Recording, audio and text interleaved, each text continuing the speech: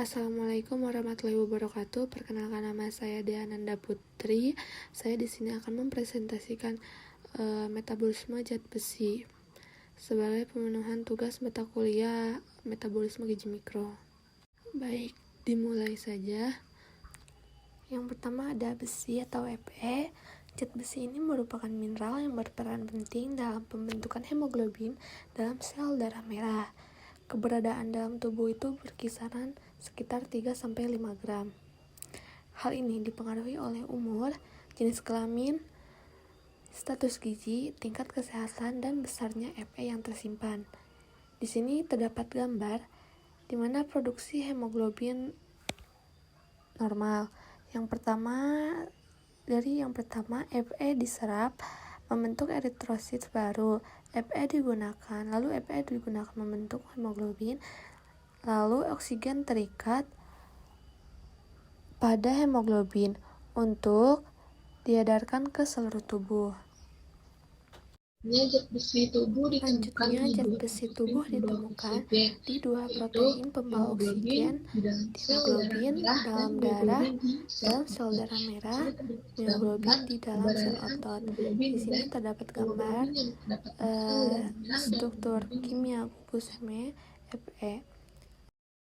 Selanjutnya, besi adalah mineral mikro yang paling banyak, yaitu 3-5 gram dalam tubuh manusia dewasa yang sudah tadi disebutkan. Untuk penyimpanannya itu 70% dalam hemoglobin, 25% besi cadangan terdiri dari baritin, hemosiderin di hati, limpa, dan sumsum tulang. Di sini untuk sumber besi sendiri yaitu terdapat ada dua bentuk sumber makanan.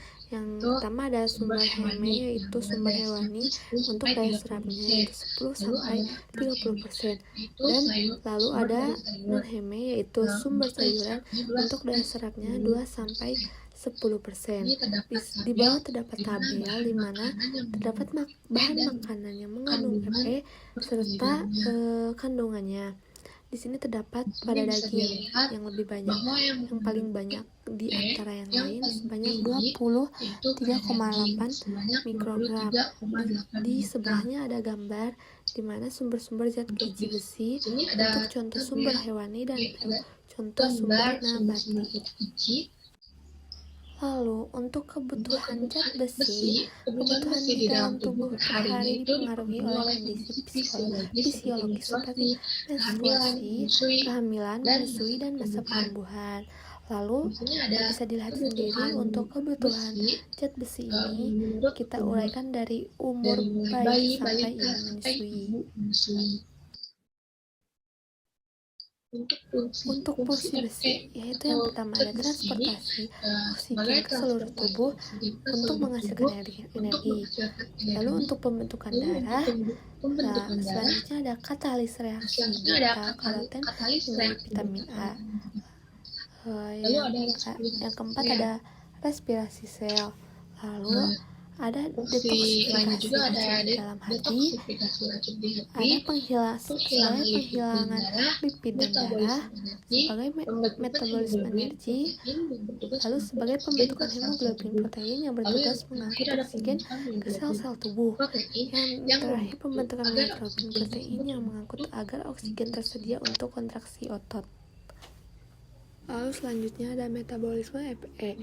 Presentasi skematis dari metabolisme besi. Dalam kondisi normal, besi dalam tubuh berada dalam keseimbangan dinamis di antara kompartemen yang berbeda. Dari sekitar 10 mg zat besi yang tertelan bersama makanan, 1/2 diserap oleh eritrosit, duodenum, dan jumlah yang sama, misalnya melalui pengelupasan kulit. Lalu dalam sirkulasi, besi terikat pada transferin kira-kira 3 mg yang mengangkutnya dengan aman, misalnya ke sumsum tulang untuk sintesis hemoglobin. Kira-kira 2/3 dalam zat besi dalam tubuh ditemukan dalam bentuk hemoglobin dalam sel darah merah sebanyak 1.800 mg dan dalam prekursor eritroid di sumsum tulang sebanyak 300 mg, sedangkan 10-15 gram 10-15% terdapat dalam mioglobin dan dalam darah, berbagai enzim esensial yang berbeda. Lalu, besi yang disimpan dalam sel pankreas hati, kira-kira itu ada 1000 mg, sudah dilihat pada gambar sendiri. Untuk makropag reticuloendothel untuk sementara menyimpan besi yang didaur ulang dari sel darah merah tua sebanyak 600 mg dalam bentuk yang tersedia. Lalu eritropoietin diproduksi di ginjal mengatur penyerapan zat besi, duodenum dan eritropoiesis atau yang bisa disebut garis putus-putus. Lalu, di sini ada kekurangan besi. Kekurangan zat besi merupakan penyebab umum terlalu sedikit sel darah merah yang sehat dalam tubuh atau kita sebut sebagai anemia. Kekurangan gizi zat besi ini dapat menyebabkan pucat, rasa lelah, letih, pusing, kurang nafsu makan, kebugaran tubuh menurun, gangguan penyembuhan luka serta pengaturan suhu tubuh menurun, menurunnya daya tahan tubuh dan mengakibatkan mudah terkena infeksi. Di sini terdapat contoh gambar di mana yang sebelah kanan gambar yang terlihat tangan yang terlihat pucat itu yaitu dia memiliki kekurangan zat besi atau yang disebut anemia. Sedangkan yang sebelah kiri itu dengan zat besi normal.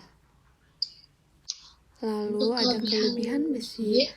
Hemochromatosis adalah kondisi ketika kadar zat besi di dalam tubuh terlalu banyak. Kelebihan besi ini jarang terjadi karena makanan, tetapi dapat disebabkan oleh suplemen besi yang dapat mengakibatkan rasa enak, muntah, diare, denyut jantung meningkat, sakit kepala, mengigau, dan pingsan. Di sini terdapat gambar di mana hemochromatosis di sini penyakit ini bisa menimbulkan masalah kesehatan seperti gagal jantung dan merusak pankreas. Yang sebelah kanan yaitu dengan zat besi yang berlebih dan dapat menimbulkan bercak-bercak dalam hati. Baik, terima kasih. Sekian yang bisa saya presentasikan. Mohon maaf jika ada kesalahan. Terima kasih. Wassalamualaikum warahmatullahi wabarakatuh.